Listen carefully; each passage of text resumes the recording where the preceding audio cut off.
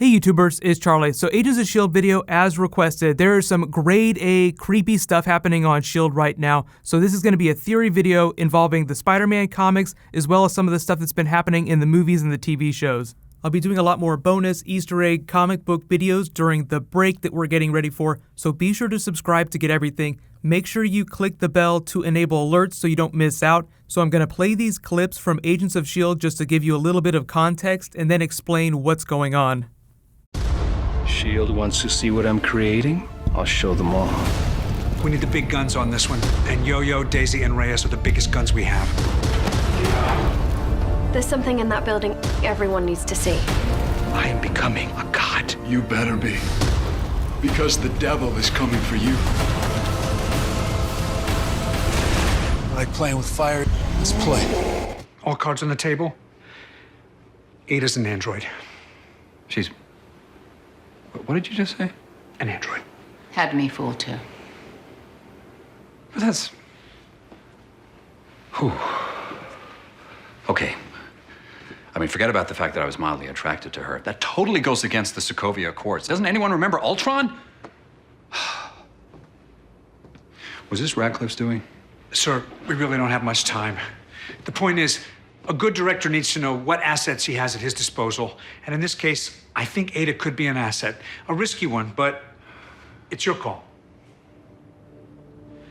Agent May, go to Dr. Radcliffe's lab and get Ada. I want her on this mission.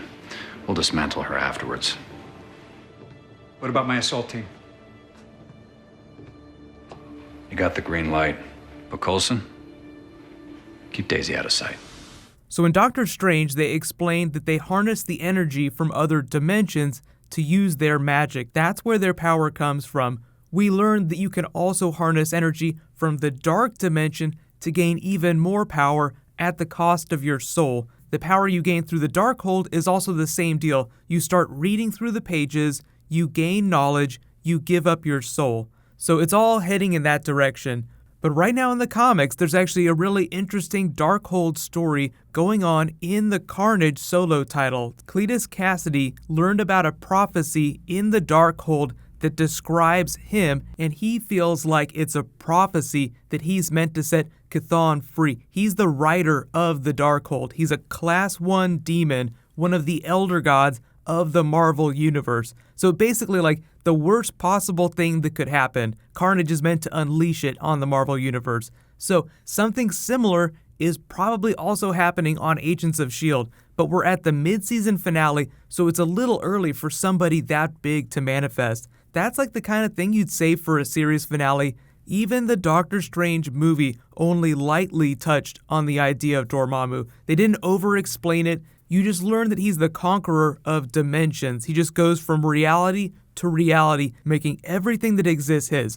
So on S.H.I.E.L.D., Eli Morrow is calling himself a god just because he's infused with this power. He can seemingly create matter out of nothingness. But really he's just become a conduit for this other dimension that he's pulling energy from. And the theory is that because of what happens to everyone that tries to use the Darkhold, there is some power that will try to manifest in our reality. Now, it looks like he's kind of building a gateway too. They just did that in the recent episode. You saw like a version of Marvel's Hell. That's usually Mephisto, but there are Hell Lords, so there are a number of people that could poke back out from the darkness. You have people like Satanish. You even have Dormammu, although I don't think that the TV show would do Dormammu, just because of the links that Doctor Strange had to go to even contact him. I feel like Dormammu's going to stay a movie villain for now, but they might reference him on the TV show. The Darkhold itself is mostly connected to Chthon, the person that wrote it, but he's also known as the Demon of the Darkhold, the Great Shadow. So if you're a big Joss Whedon fan and you're waiting for like some mystery, giant, terrible figure to manifest from a dark portal, it would be the Demon of the Darkhold. But on the flip side of this, let's talk about the Ultron part of this. What else rhymes with Ada? She's not a grenade. No. Ada. What else rhymes with Ada? Huh?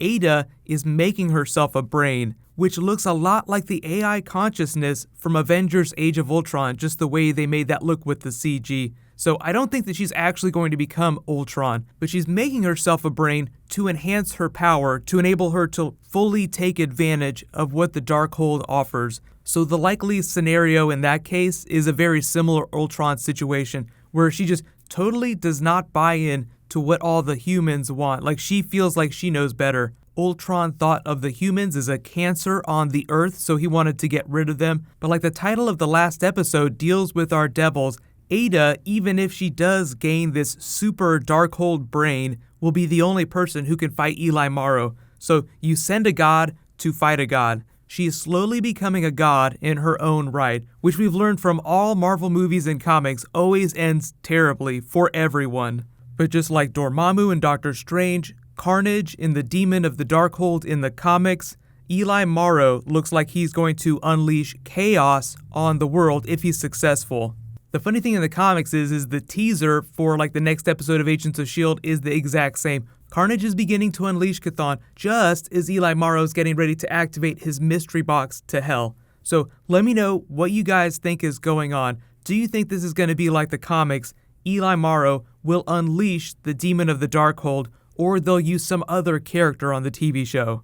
The only thing that stops people short from talking about people like Mephisto or Dormammu on the TV shows is, like, what can they do in the movies? What does Marvel have the rights to?